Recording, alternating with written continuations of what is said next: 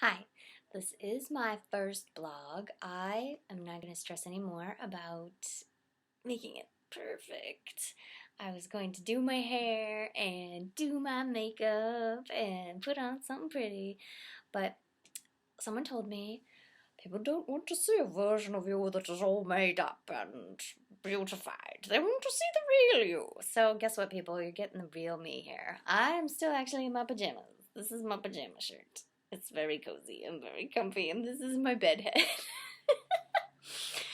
Alright, so as my first blog, I put on my WordPress recently that I was going to discuss the 5 things I wish I had known when I started doing background work. Alright, number 1. I have a business consultant, and he always says, say yes to everything. And he's right. He's absolutely right. And I've learned that with doing background work, because with background work you submit yourself. You're like, oh yes, I'm available on that day. You click the button, you say, go ahead, I'm SAG-AFTRA, I'm whatever qualifications you're looking for, I'm available that day, call me. I would at one point or another talk myself out of, oh, I don't want to work on that day because I have plans with my girlfriend and I don't want to reschedule with her, and I'll feel like such a blah because whatever. I have plans, and my mom taught me, you stick with your commitments. Don't reschedule. But the thing is, it's for work. It's to work on set, and guess what? My girlfriend is an actress, so she gets it. It's easy to say, hey, Kaylin, I can't go do yoga with you today because I need to go work on set and make some money to pay for yoga. And she completely understands. It's not a big deal. And then I got to a point where I was like, oh, I only want to work with my car because it pays an extra $37. And that's just a snobby thing to do. And you're not going to work as much. It's better to have a day where you're making the regular day rate, $150, and you're working and you're getting money coming in rather than, oh, I'm only submitting for opportunities with my car.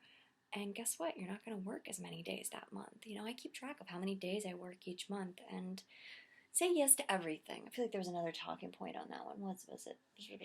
Oh, don't even think that you know who they're going to pick because they might pick you. I remember submitting for this one thing with a dog. And I was like, there's no way they're going to pick a pit bull mastiff. He's too huge. Well, guess what? They picked him.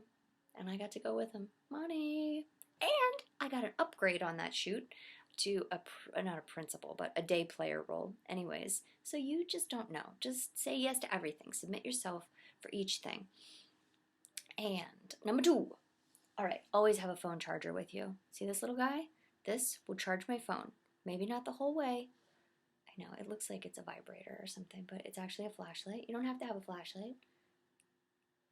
But a battery charger, because let me tell you, when you get on set, whether it's 25 background or 125 or 325, there's a limited number of outlets to plug and charge your phone in. And as a background worker, you're doing a lot of waiting.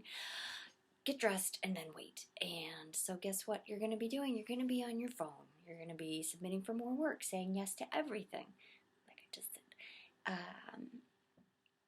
But if you have your own charger, your own battery, you just plug that baby in. Even if you don't get a full charge, it's enough, because let me just tell you why.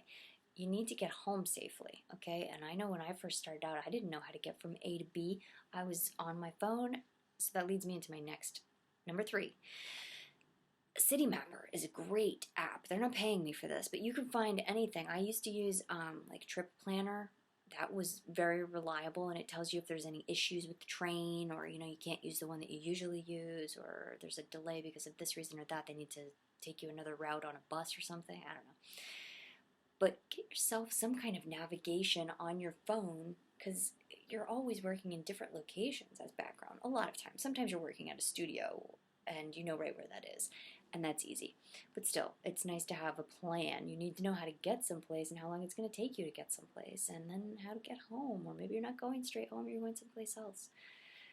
You need a little map app on your phone. All right. Number 4. This one's like a no-brainer. When you're on set, network. That means have business cards and talk to people and hand them out. I mean, I have days where I just don't feel like talking to people and I'm kind of just, I'm in a funk or whatever, but I'm there. I made it. I'm there. I did everything I need to do to get there, but I'm just not like in a social type of mood. So, I mean, I have a book with me that I'll read sometimes, and, you know, I usually end up getting out of my funk. You have to talk to somebody. You have to give out one business card minimum.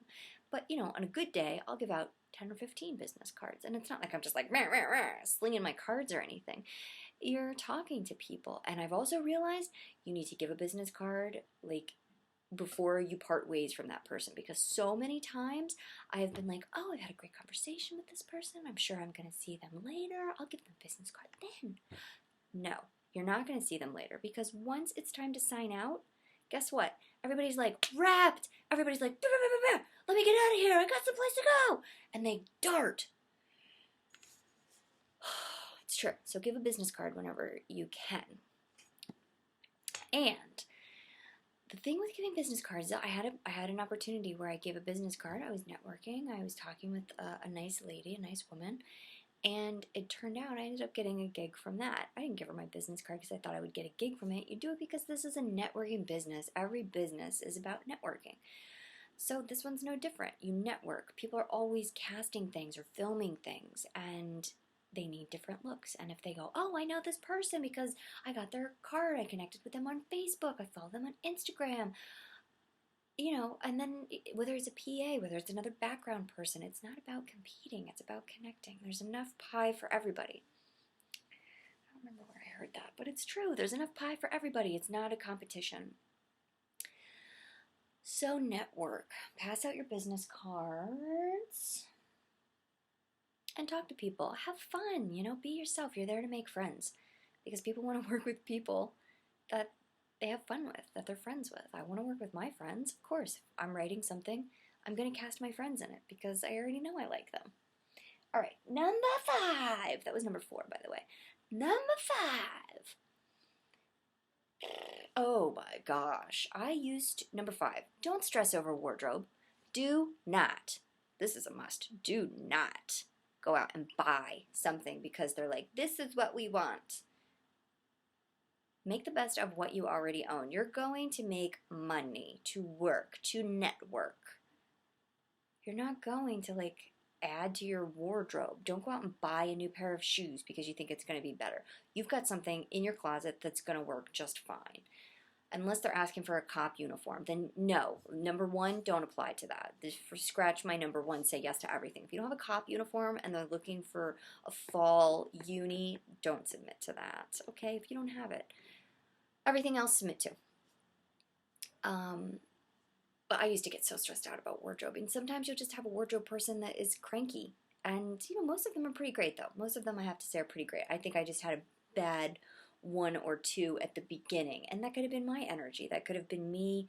I'm so worried that they're not going to think my wardrobe that I brought is good enough. I want to do a great job. I want everybody to love me. Deal with it. Just do the best you can. That's all you can do. That's all you can do. Don't go spend money on wardrobe. And let me just, on a final thought, let me just say wardrobe on period pieces. Period pieces have become my favorite because you don't even have to worry about wardrobe. You don't have to give a second thought to wardrobe. You just have to show up. They've got the costume for you. You go on a fitting. They play dress up with you. And then they've got your costume. All you do is show up. Go get dressed. Here's your hanger. Go get dressed. So period pieces are fun, and then they do your hair up all whoop-de-doo for like the Wolf of Wall Street, the 80s or 90s, or like the Nick, the 1900s. They do your hair up all shorty, or what's the other period thing I did? Winter's Tale, or there's still one I'm forgetting. Oh my gosh, how could I forget the... What the heck's the name of it? I can't remember. With the Nookie guy. It was on HBO with the gorgeous redhead. It's not Guinevere. Maybe her name is Guinevere. I don't know. Anyways, guys, period pieces are fun. So do them. If you've got the look, if you've got the hair, 70s, Scorsese's thing, do it. Have fun. That's what it comes down to.